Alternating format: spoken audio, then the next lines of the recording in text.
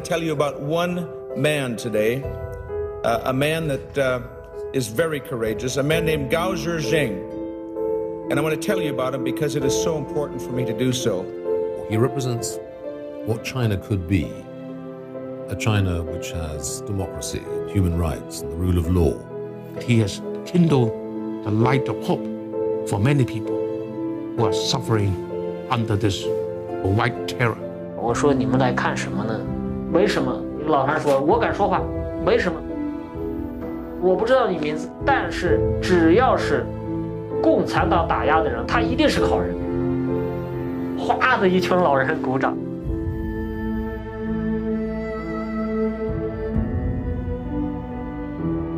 你要是爸爸来了，你想跟他说什么？如果你见到爸爸，我一定会哭很多，因为我终于这样见到爸爸了。一直都做梦，然后梦见我爸爸就是死掉了，然后那个时候我就特别希望看见我爸爸，然后跟我爸爸说我爱他，就是我从来都没有说过这个。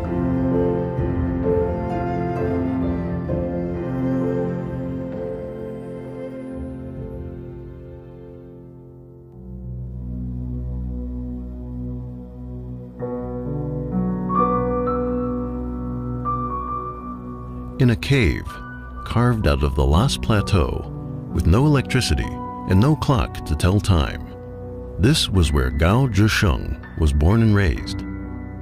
When he was 11 years old, his father passed away. Gao and his younger brother had to go off to work so that the family could repay the debts from his father's medical expenses.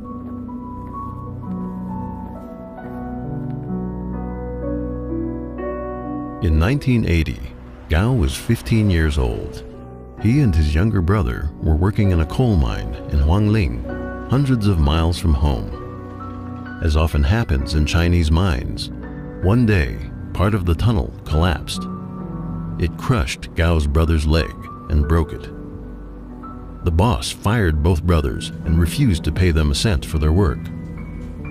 Gao left, carrying his brother on his back and wondering where life would take them.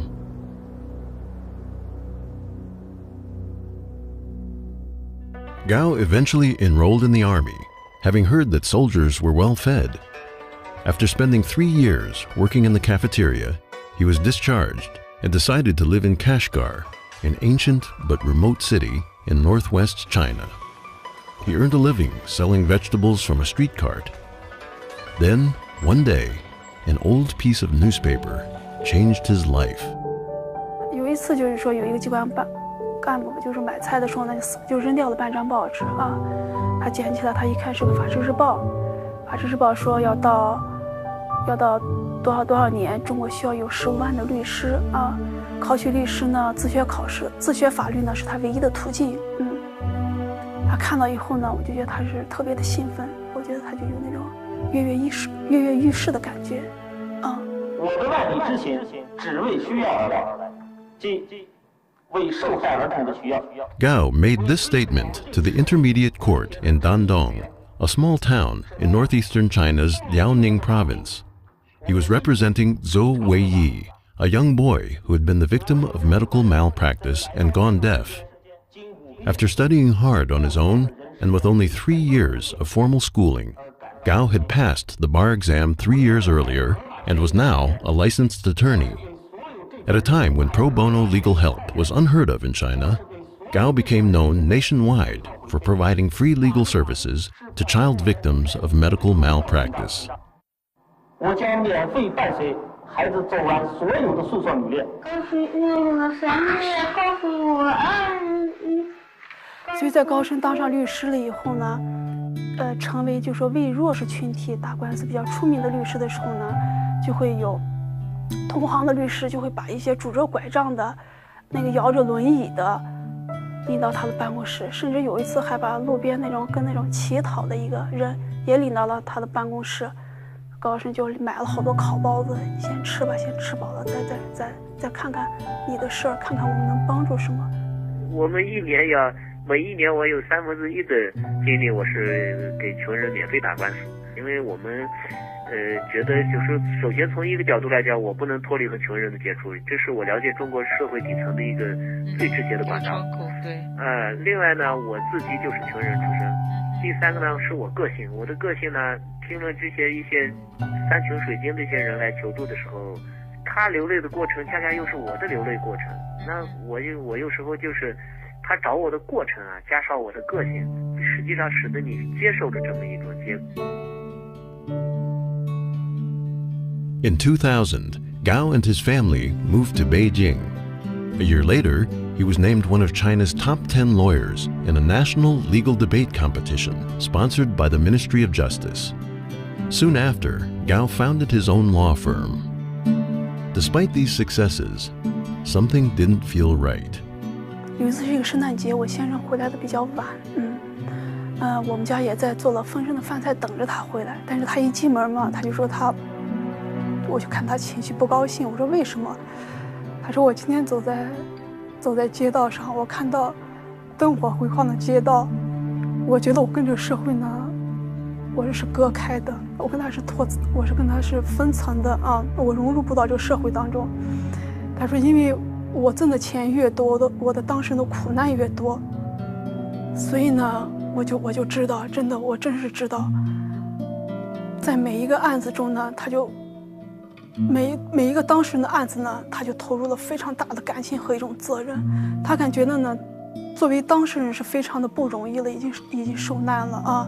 如果我律师再没有做好，再把他的诉讼权利给丢失了，就把这一家人都给毁了。所以他就非常的认真负责。Knowing well the dangers of following such a path, Gao chose to work more on defending the rights of people who had been treated unjustly by the government. In some cases, he tried seeking compensation for victims of forced demolitions. But in a country where the Chinese Communist Party controls the courts, he lost all of the cases of this kind because they touched on the vested interests of powerful government officials and businessmen. In July 2004, Gao and fellow attorney Zhu Zhouhu began working on a case in Gao's hometown of Yulin in Shanxi province. The government took over the oil fields that were run by small investors with little compensation. Over 60,000 investors suffered losses, many of them falling into severe debt. A few dared to stand up and defend their rights by suing the local government, but they were detained by police, and some of them were sentenced to prison. Attorney Zhu Zhouhu, who tried to represent them, was also detained. He was eventually released after Gao's relentless efforts to rescue his colleague. Many of the people who staff the courts, the prosecutor's office, the legal profession, and academic work and lawyers, etc., I think they know that they're losing the struggle to make China more a country under law than a country simply using law when it's convenient for the leaders' repression or economic activity. The depressing realities he encountered and the stubborn unfairness of the Chinese judicial system often gave Gao a sense of sadness and helplessness. At times, he considered switching professions, but then he found he couldn't turn his back on the people coming to him in desperate need of help. 我们初步入这个行业的时候，我们是应该说是踌躇满志啊，想的能为中国的社会进步、改变中国社会尽些微薄之力。后来才发现，你树立这种目标的时候，对你是多么的危险，也给你招致了许许多多的麻烦。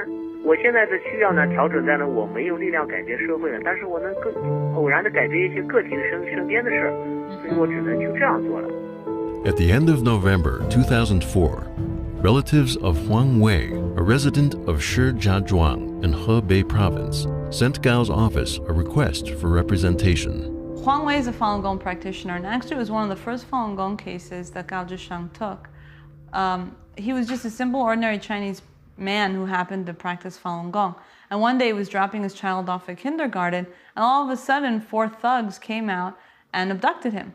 And they took him to a detention center and then sent him to 3 years in a labor camp. And he had no trial, he had no chance to appeal.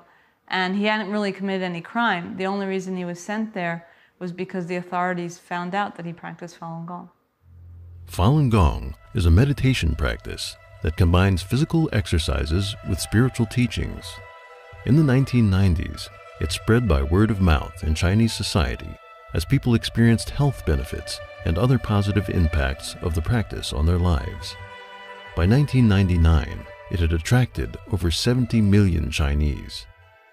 At that point, the Communist Party, with its intolerance of independent thought and civil society groups, began to view Falun Gong's popularity as a threat to its power. Party leaders banned the practice and unleashed a brutal and systematic campaign to stamp it out. The Falun Gong are by far the most victimized group in China. According to the UN Rapporteur on Torture, they represent 2/3 of the torture victims in China. And the next largest group are the Uyghurs, are at 11%, and everybody else is single digit. They are as well by far the largest group in arbitrary detention, in the re-education through labor camps. As Gao tried to represent Wang Wei and filed for a judicial review, he discovered that the regime had blocked all avenues of legal appeal for people who practice Falun Gong.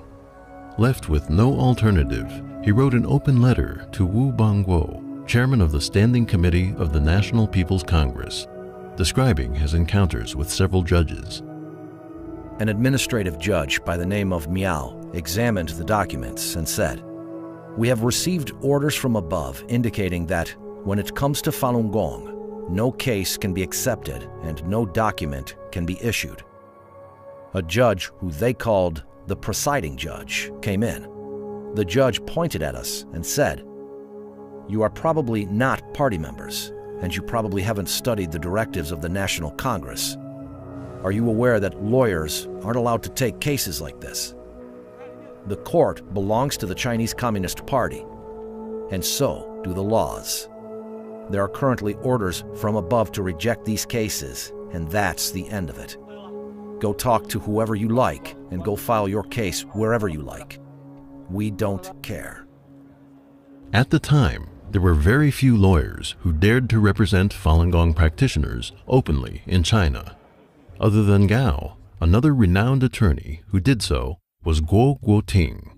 Because of that, Guo's license to practice law was revoked. He was placed under tight surveillance and harassed by the police. Eventually, he was forced into exile overseas.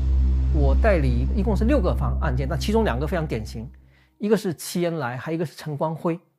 齐延来呢是被中共判了5年徒刑，因为他这个收集网上资料，就是制作光盘，就是讲法轮功真相。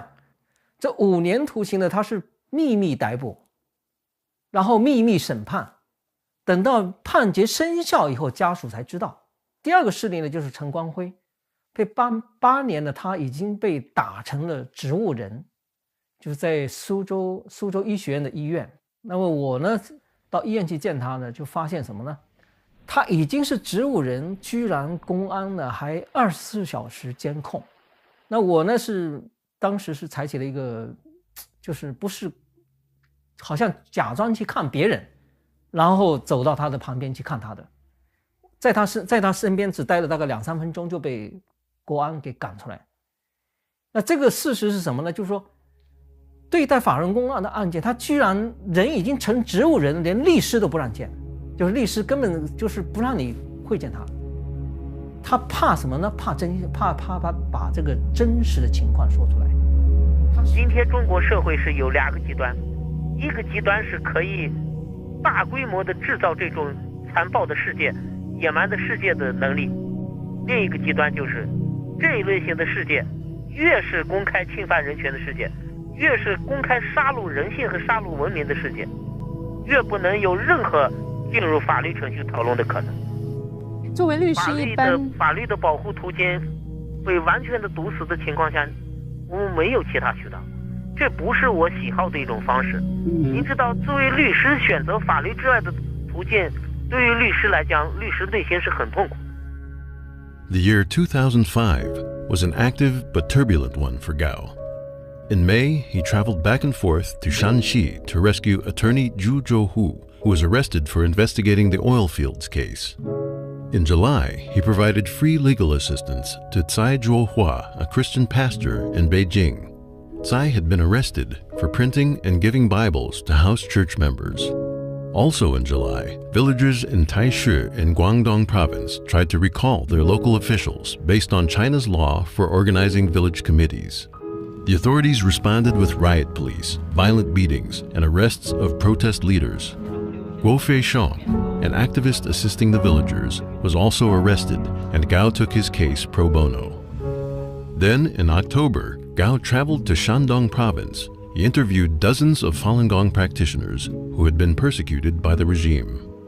On October 18th, he published an open letter to China's top leaders, Hu Jintao and Wen Jiabao, relaying the findings of his investigation and calling on them to end the campaign against Falun Gong. 我在山东调查完以后，我对那些被调查的人说，我说，我在你们面前，我感觉到了这个人类整个语言来描述他人痛苦的这种现状的这种局限性。您要是坐在我的跟前去听他们那种描述的时候，我们现在我写的东西啊，根本就无法来反映他们真正的遭遇的那种痛苦。Within days, the regime's security agents turned their attention to Gao. 写公开信的第二天，我们就接到了赤裸裸的威胁电话。这个电话里面告诉我，你高志深知道了很多真相，我们知道的真相也不少。比方说，你的孩子在哪里上学，每天坐什么车。那我们就开始保持了警惕。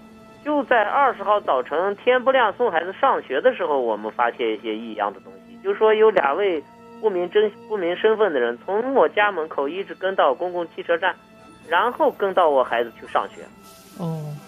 到11月15号，他们对我的跟踪就是公开了，而且呢，整日守到我的办公室和守到我的家门口。15 days after Gao published the open letter came the next blow. The Justice Department in Beijing forced his law firm to close. Later that month, Dr. Manfred Novak, at the time the United Nations Special Rapporteur on Torture, visited China at the invitation of the Chinese government. On November 20th, he met with Gao and experienced firsthand the workings of China's secret police. We met in this restaurant, and it was amazing that the restaurant was a normal Chinese restaurant. It was lunchtime, and on the table next to me, intelligence agents were sitting. They were trying to monitor us with a distant micro to try to follow our conversation. And what I did is that when I saw that, I took my mobile phone and I made a photo of this person, this intelligence agent. He was sitting there with a woman, and he was getting extremely agitated. He was jumping up. He said, "Why do you take a photo of me?" But I took the photo in the same moment when he took a photo of us. So I have the photo still. So it is, I documented he took a photo of us. So I said, "Why are you taking photos of us?" So he made a big fuss about it. He was yelling in the restaurant. He was coming and saying that I should give him my camera and he would destroy the film, etc. And then this was really, and then we said, "Sorry, I'm not giving you anything, but please don't disturb our meeting." But he continued to do so, and there were other intelligence people coming. And finally, we were kind of fleeing from this restaurant. And when we were walking through this whole shopping mall, as I saw, I don't know how many of those intelligence people. That was a difficult experience, but I was deeply, deeply impressed by the courage of Gao Zhizheng. He was not at all, even in this main incident we had in this restaurant, he remained very calm. He tried to calm the intelligence guy down, but he was an extremely courageous individual, and he would not now change the information that he would provide me with. So he was very, very open and told me whatever he felt was important in order to assist my mission of investigating torture in China. In contrast to the harsh reaction from the Beijing authorities, Gao's open letter received an enthusiastic response from ordinary citizens across the country. Persecuted Falun Gong practitioners wrote letters inviting him to their areas to learn more about their situation. On November 29th, together with his friend Jiao Guobiao, a journalism professor from Peking University, Gao successfully shook off the secret police that were following him. The pair then traveled to Shandong, Liaoning, and Jilin provinces. They conducted a 17-day-long fact-finding investigation into the persecution of Falun Gong by the Chinese Communist Party. On December 12th, in a cold room in Changchun City of Jilin Province, Gao wrote another open letter to Hu Jintao and Wen Jiabao, the leaders of the communist regime. 正如我在公开信中提到的那样，对我的个人心灵灵魂震撼最大的就是，我们政府针对我们女性同胞的生殖器进行下流攻击的这些不道德行为，以及对男性性生殖器攻击的这些行为，这是我没有想象到的。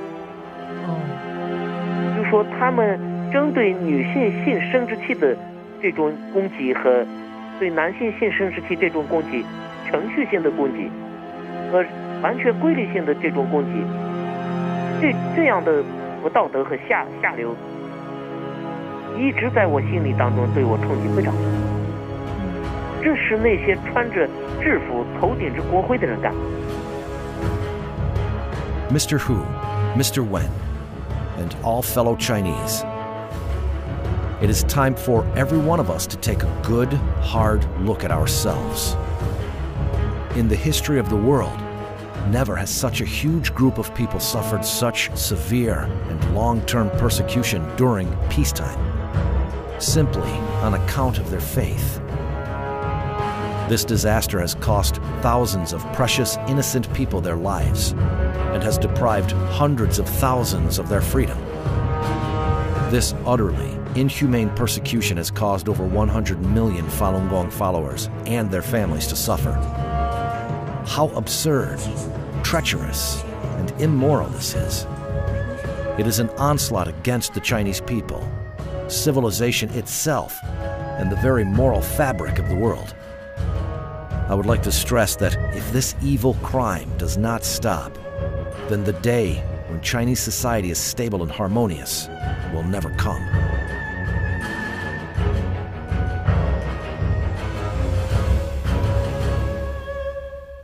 The day after publishing the open letter, Gao also published a statement declaring his withdrawal from the Communist Party in the Epoch Times, an independent Chinese newspaper based in the United States. He called it the proudest day of my life.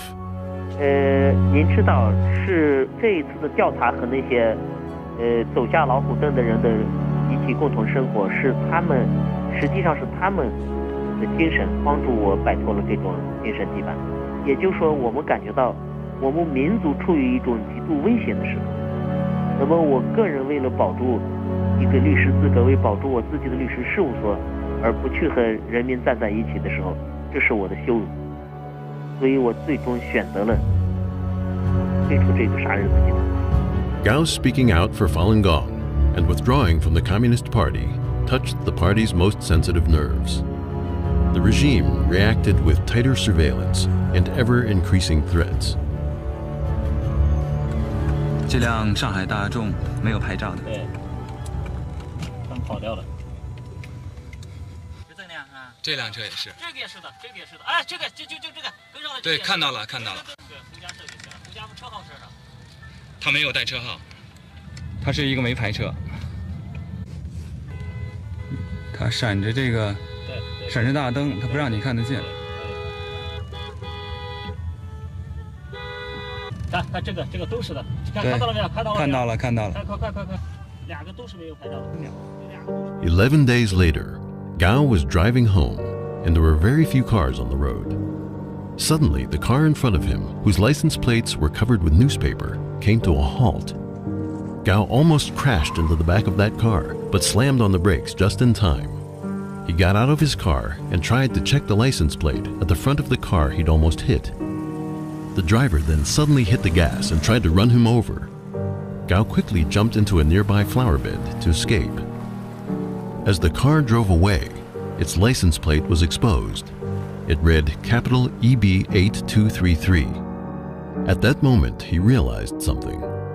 This was the same number as one of the secret police cars that had been following him for the past few weeks. 很多朋友都告诉我，中共要抓你，或者说他要干掉你。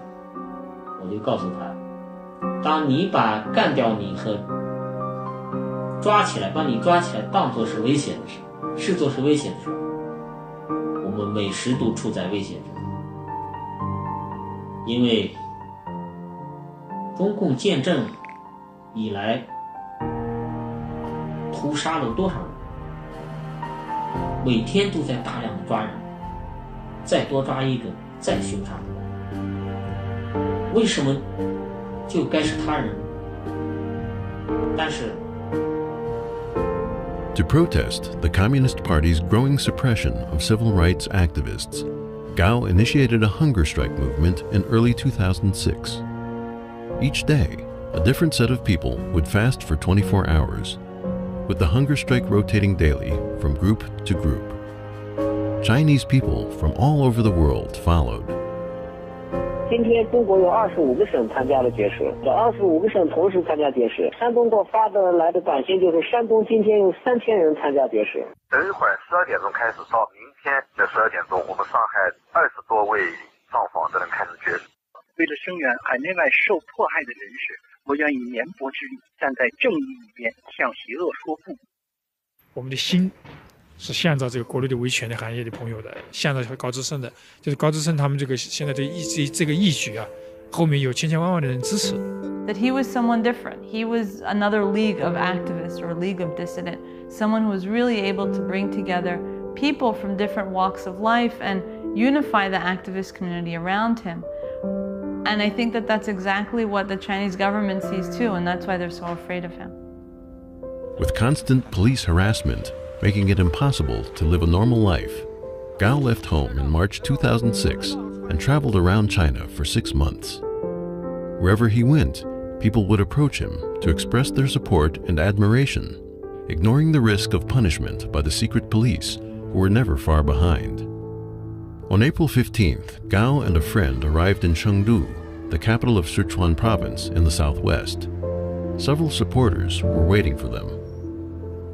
一下火车就一出站口不到就1分半左右，发生了4起暴力事件。有一些年轻人抢着过来跟我握手，一下扑过来15、16个打手，当场把这3个年轻人给打得暴打以后，就拳打脚踢以后，就给每4、5个人对付一个，把头摁的就几乎是90度的这种形状就给压走了。我一看，我就准备跑步离开。再不和任何人握手，也不让任何人给我打招呼。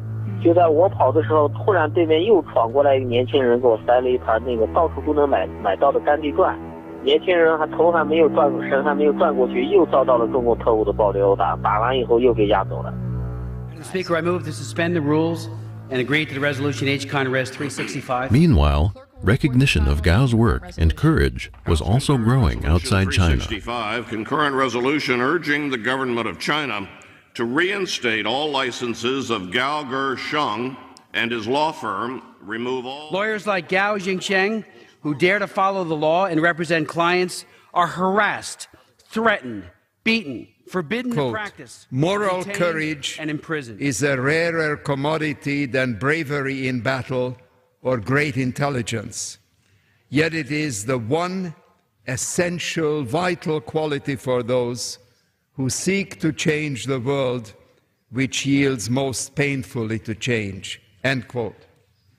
Madam Speaker, Chinese human rights lawyer Gao Zhisheng is precisely the type of individual Robert Kennedy had in mind 40 years ago in Cape Town.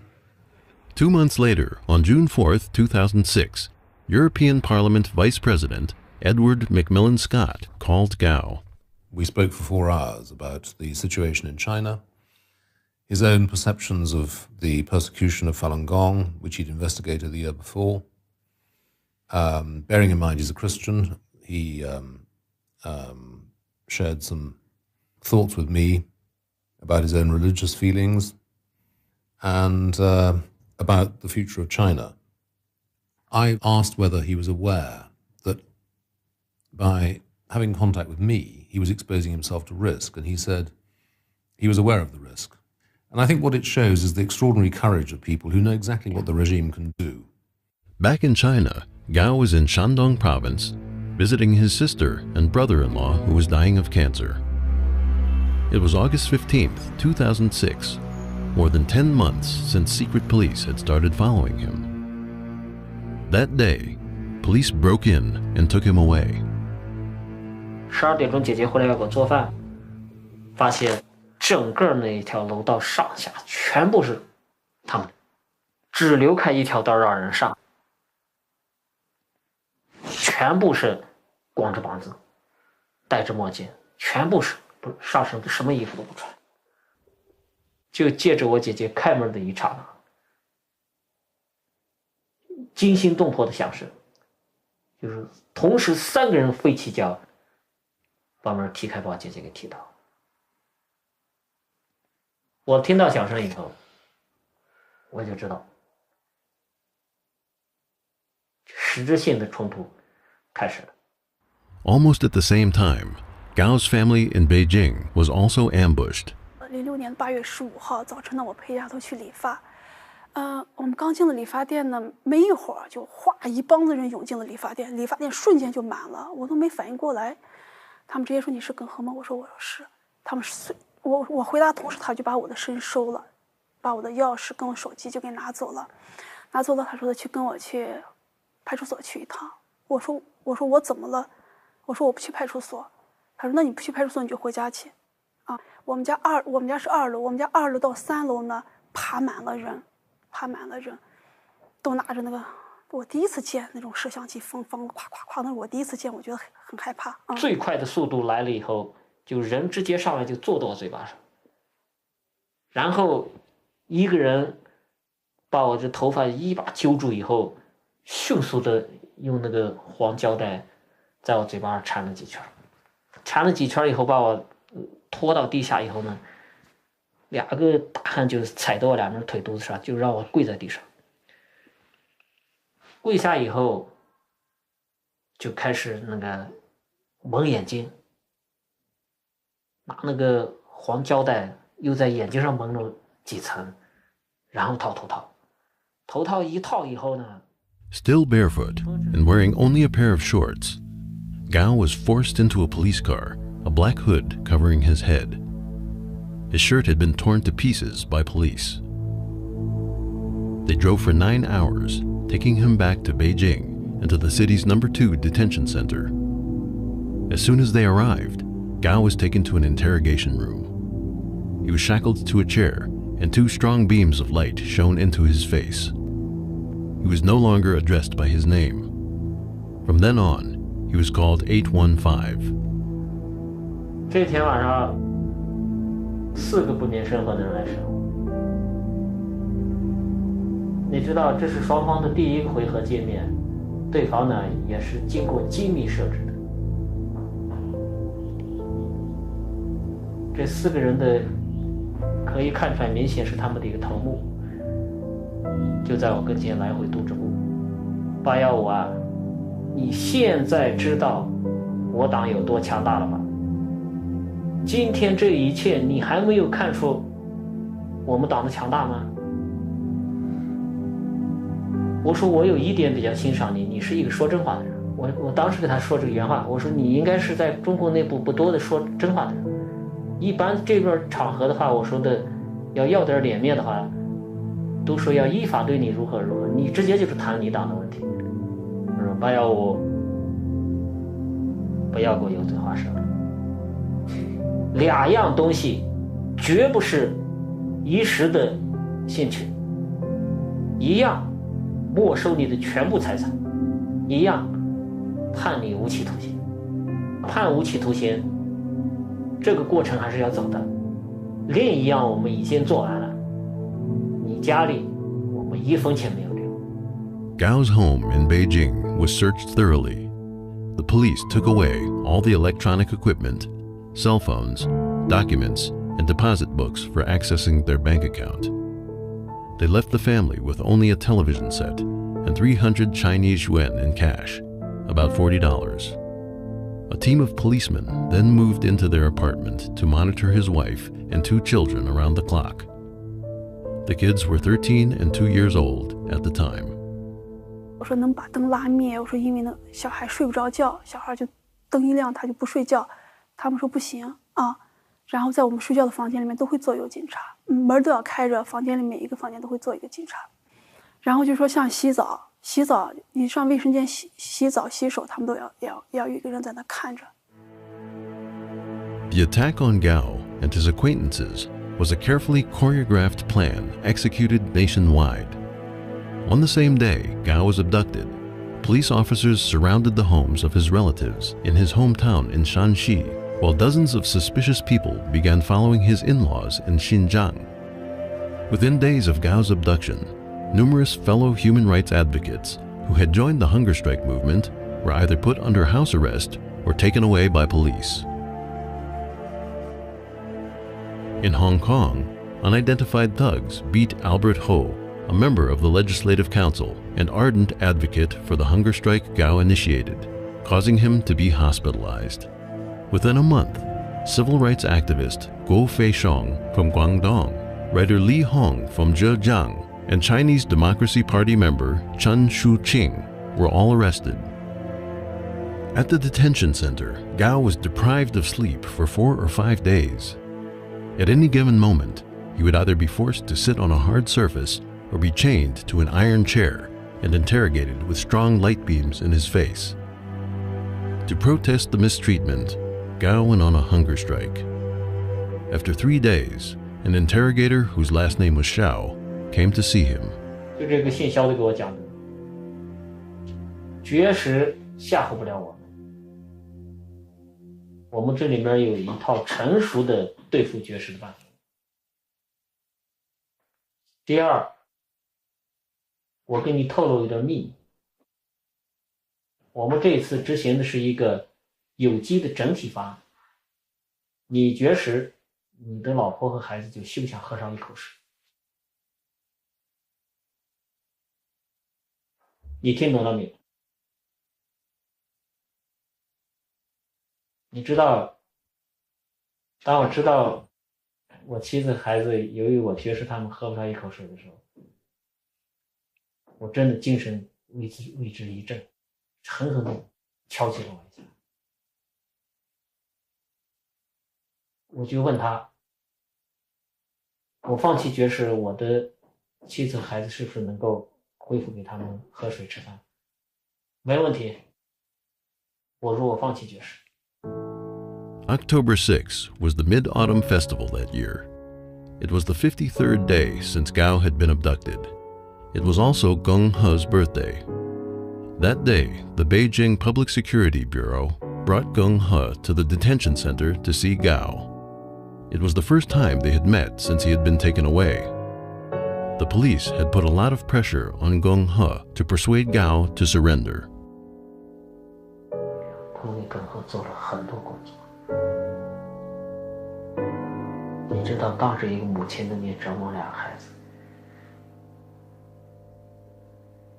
给母亲讲要毁掉这2个孩子的一切。我们耿和啊，倒不是说我喜欢这样的存在，但是呢，中国女性这种传统的嫁夫随夫这种传统的美德啊，在她身上都有。她如果她是一种美德的话，从来不求我，从来都是听我的。好在呢，我不胡来，我不是说她听我的我就保护，我就。她突然站起来给我鞠了一躬，说：“小高，我求你了。”一说我马上就眼泪流出来。我说：“耿和，你想说什么？你就说。”他说：“你知道我和孩子现在的生活在一种什么样的状态下生活吗？”我说：“我现在不想知道。”我说：“我现在不想知道。”我说你肯定清楚我为什么不想知道。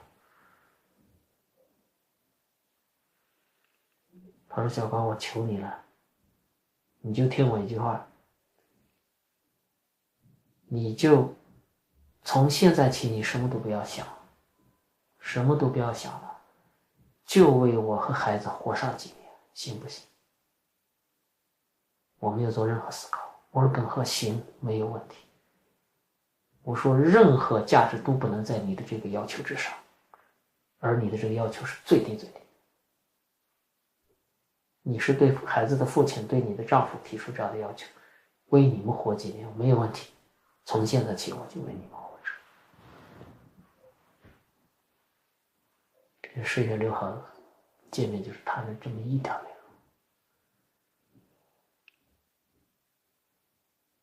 他临走的时候跟我说了一句说，你给他们说一说，看能不能给我们弄一点生活费。这句话透露了很多信息，你知道吧？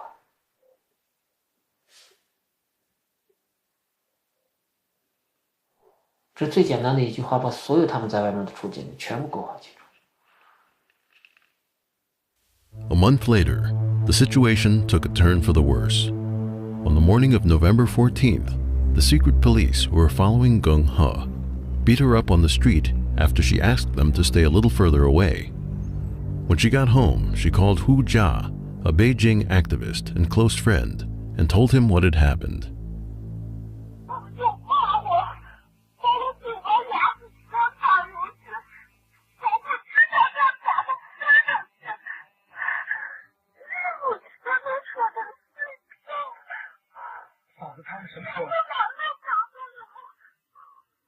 At the detention center, Gao was informed of the attack. That night, he refused to have dinner. Then, he asked to meet with the interrogators. 你们要怎么样？现在开始给我提出来，认罪，还要写悔罪书。我说我能得到什么？你的妻子和孩子，只要说你的悔罪书我们满意了，妻子孩子就能得到5000块钱的生活费，不少吧？我说没有问题，没有问题。我说写东西对我来讲是一个技术过程。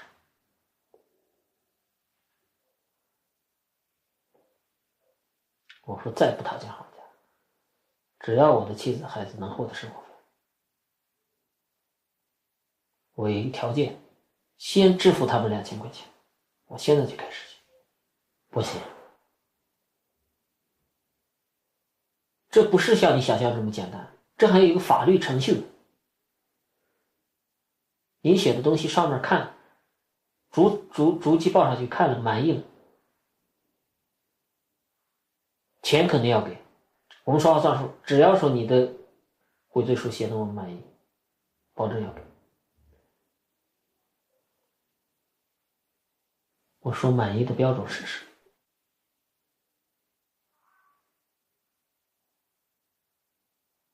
其他的都可以忽略不谈，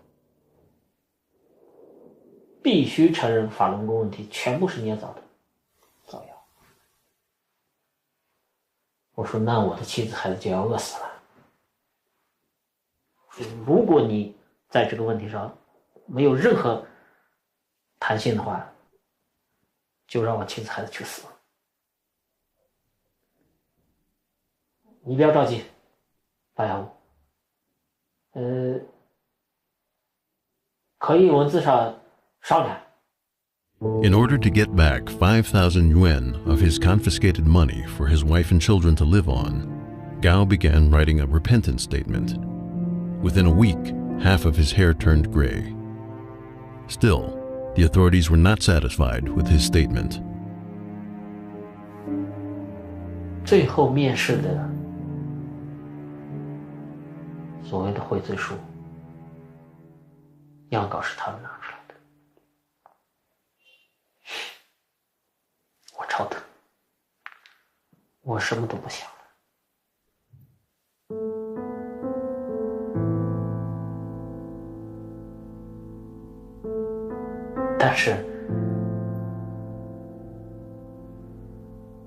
我内心的痛苦程度验证了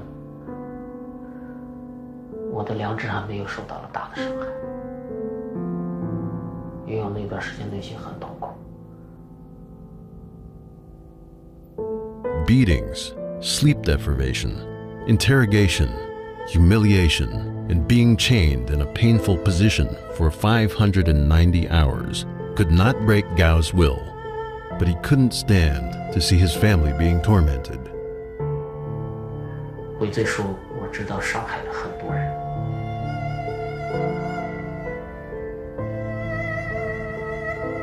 伤害了很多我相信的人，伤害了很多我原本想保护他们的人。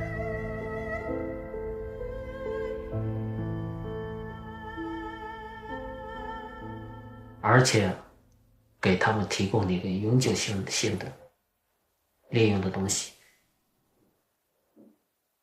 也给那些做梦都想给中共卸谄媚的那些人提供了永久性的武器。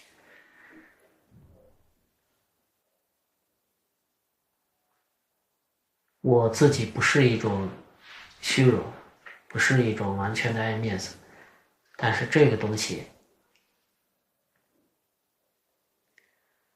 在我人格深处划了一痕。On December 12, 2006, Gao was tried in secret at Beijing No. 1 Intermediate People's Court. His family was not notified, and his defense attorney was not present. He was found guilty of subversion and given a suspended 3-year sentence with 5 years probation. 10 days later, Gao was released. He had been in custody for over 4 months.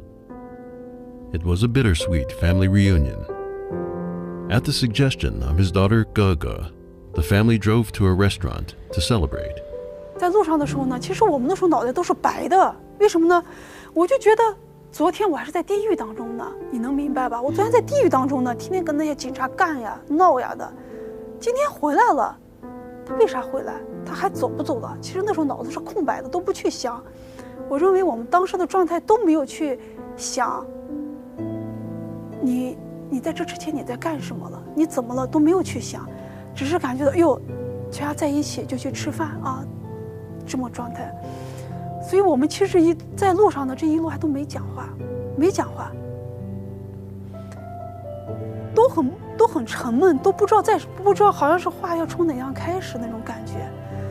然后这时候我们家皮特说了一句话，皮特说他是，爸爸是不是不好的日子一天一天过去了，以后就是好日子，这么说的。但是高志深重复的过程把它调整顺了。高志深说的是的，不好的日子过去了，从现在开始一天一天从现在是一天一天的是好日子，是高志把它倒了一下。哎呀，当时我们家的感觉就是我们每个人在心里说的这句话，不好的日子不好的日子过去了，从现在开始起就是好日子了。高志就说是的，从爸爸现在开始带你们过好日子。A few days after he returned home, Gao was abducted again and forcefully removed from Beijing. He was held incommunicado. Meanwhile, the repentant statement was publicized and drew different reactions and speculation, including disappointment from those who read it. Yet, as Chinese New Year approached in February 2007, many people still sent their greetings to Gao. 那么，尽管是见不到他，尽管是我也很难有把握说把这个音讯直接能让他知道，但是我还是想要说，就是给他道贺一声新年好吧，因为过去的这一年对他家里来讲是最黑暗的一年。我希望从此就拨云见日了。希望他和他的家人在新年的身体健康了、平安了，祝福他一家人能够团圆生活在一起。很长时间没有跟您话，很惦念您。我个人向您全家问好。In April 2007, Gao was released and returned home to Beijing. On April 6th, his friend Hu Jia received a phone call from him. This was the first time the two had spoken since Gao was abducted in August of the previous year. During his conversation with Hu Jia, Gao read out a letter he had written to Hu and his wife Tseng Jinyan, a well-known blogger, in which he described in detail the abuse he was subjected to in detention. 4月6号，赦免一发完就把我带走。我把高天宇抱起来亲了2次，还是被拉走了。去密云的路上很神秘，一会儿换一个引导车，一会儿换一个引导车。哎呀，我就跟他们讲，我说的你跟我还玩这一套。然后去了就说，你现在已经完全越过了我们的忍耐底线。我说，你有没有看到我刚才离家出走的时候，亲了我儿子2次？我老子从来都没打算走出家门再进家回家。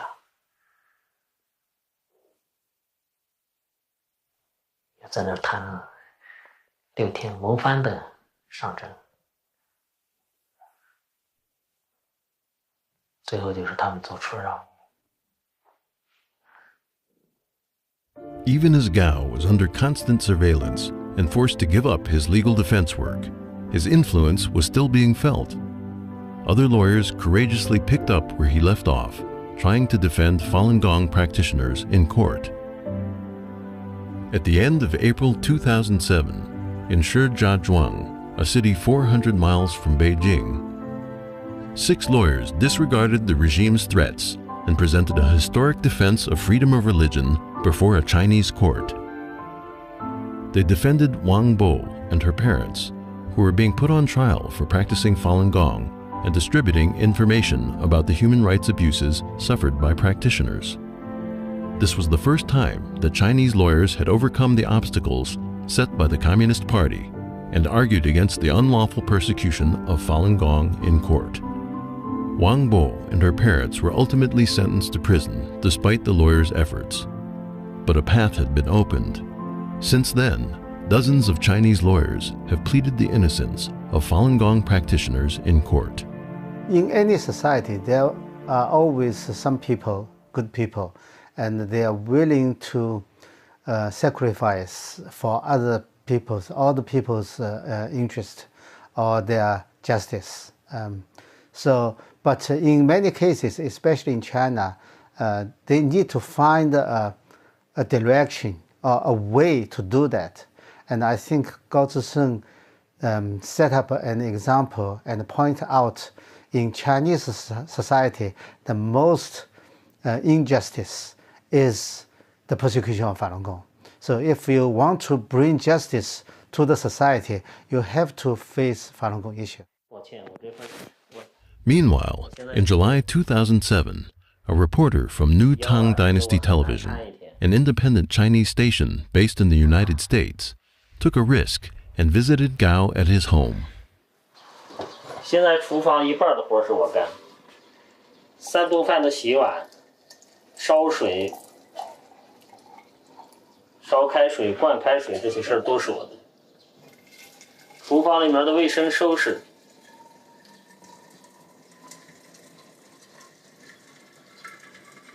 这也算是一种提高。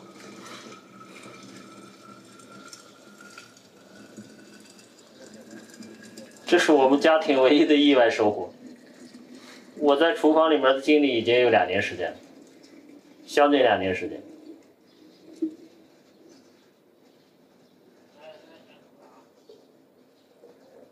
这实际上向耿和澄清了一个事实，就说他过去说我不愿意进厨房，这不是真实的。事实上，当条件具备的时候，我还是走进了厨房。From the footage, one can see a Gao with more smiles and restored confidence. Every day, besides helping with the housework, he focused on reading, thinking, and writing. 我也做了很多的笔记，一个是中国需要什么样的政府，最近在研究这2本书。中国需要什么样的政府。然后这是美国致信会议的电话，这个书比较有没有人觉得？ On September 8th, 2007, Gao published a declaration in the Epoch Times, nullifying his repentant statement and rejecting all of the communist regime's charges against him. 2 weeks later, Gao's open letter to the U.S. Congress was published. Today, as we approach the Beijing Olympic Games, I ask you to pay attention to the ongoing human rights disaster in China and wish you to forward my appeal to the whole world. I ask you to seriously consider the outlook of morality, justice, and humanity for today's mankind, as well as to what extent such values are undermined in China. In a world where the mainstream political forces value profit above everything else, where morality is sneered at, we tried in vain to urge the International Olympic Committee to perform its duties. But still, I choose to express myself in a way that has almost led to the annihilation of my whole family. I choose to present to the international community what is happening in China, the vivid scenes going on in parallel with the preparations for the Olympic Games, but that are totally against the Olympic spirit. Though at this moment, people are busy congratulating themselves on what they have gained from the coming Olympic Games, I choose to do so despite the danger it may bring to myself, because I consider it my obligation as a human being and as a Chinese person.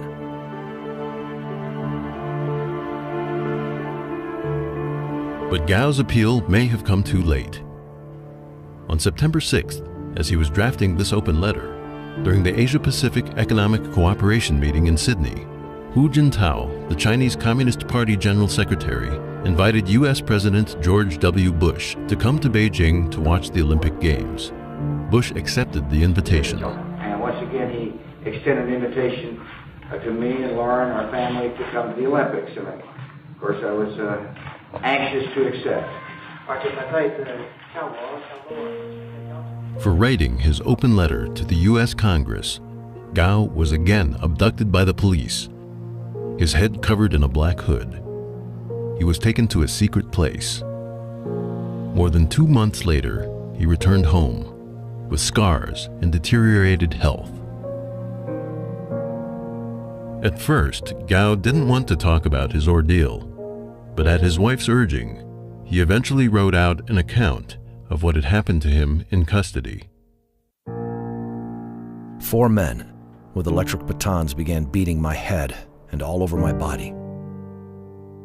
Nothing but the noise of the beating and my anxious breathing could be heard. I was beaten so badly that my whole body began shaking uncontrollably. I was shouted at by a guy whom I later learned was named Wang. All my clothes were pulled off, and I was totally naked. The electric shock batons were put all over me, and my whole body, my heart, lungs, and muscles began jumping under my skin uncontrollably. I was writhing on the ground in pain, trying to crawl away. Wang then shocked me in my genitals. My begging them to stop only returned laughing and more unbelievable torture. This torture continued until around noon on the 3rd day. I don't know where I got the strength to endure, but somehow I struggled to get away from their grasp, shouting the names of my 2 children, Tian Yu and Gege. I hit my head on the edge of the table. My voice, calling my children's names, was chilling. It was extremely sad, remote, and unfamiliar. But my suicide attempt did not succeed. I thank Almighty God for this. It is He who rescued me. Gao's eyes were bleeding after he banged his head. He fell to the floor. But even then, the secret police didn't stop their brutality. They kept beating and shocking him with electric batons. They inserted bamboo pins into his genitals. In endless pain and under tremendous pressure from his interrogators, Gao was forced to make up stories about having had affairs with 4 women. After returning home, he tried to get back to a normal life, but leaving the torture behind wasn't so simple.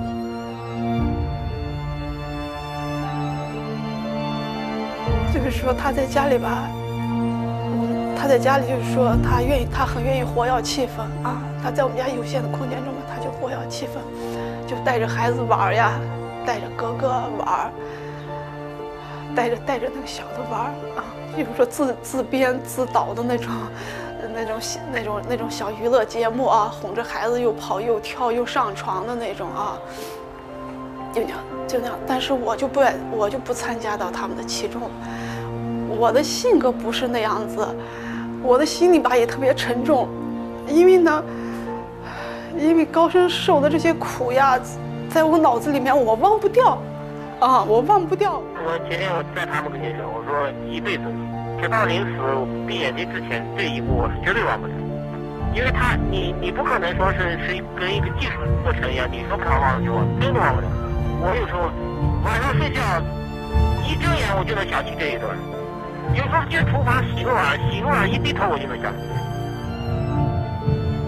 我当时不是说这个邪恶过程对我刺激多大，我最震惊的就是这样的过程能在中国明目张胆的存在，而且是那些说代表中国的人，代表是我们政府的人，是代表我们的人，代表我们行使权利的人干的，这是最可怕的。Although Gao and his family were struggling and forced to live in isolation, they had not been forgotten. His courage and fight for justice were being widely recognized by the international community. Gao Zhishen, he represented... In 2007, Gao was granted the Bruno Kreisky Human Rights Award in Austria, I would be very honored if we could personally hand it and the over Courageous to him. Advocacy Award by fellow lawyers at the American Board of Trial Advocates. In 2008, he was nominated for the Nobel Peace Prize.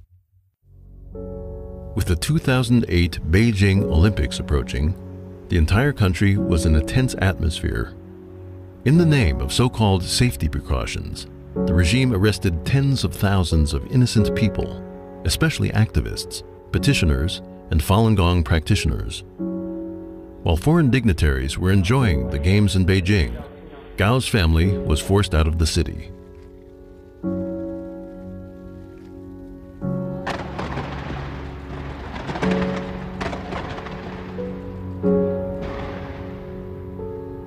As the splendid fireworks from the Beijing Olympics ceased, Gao's daughter, Gogo, found herself unable to go to school.